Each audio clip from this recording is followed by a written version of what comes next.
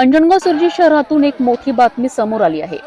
शहराच्या मध्यवर्ती भागात असलेल्या बँक ऑफ इंडिया शाखेच्या मुख्य गेटला अचानक आग लागल्याने परिसरात एकच खळबळ उडाली आहे।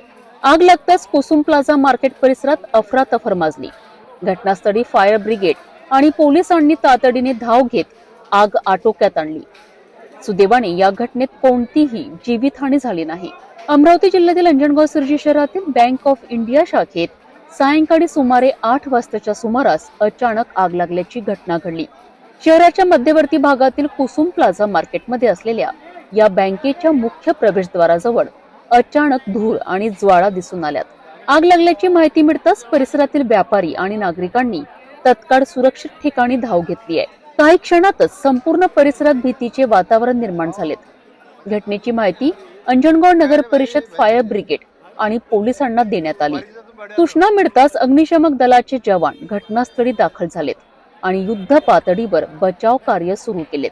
कड्या प्रयत्नानंतर आग पूर्णपणे आटोक्यात आणण्यात यश आले। प्राथमिक माहितीनुसार आग बँकेच्या बाहेरील मुख्य गेट परिसरापुरती मर्यादित राहिली। आग लागण्याचे नेमके कारण अद्याप समोर आले नसले तरी शॉर्ट सर्किट किंवा तांत्रिक बिघाडामुळे ही घटना घडली असावी असा प्राथमिक अंदाज व्यक्त केला जात आहे। पोलीस आणि संबंधित यंत्रणांकडून घटनेची चौकशी सुरू आहे।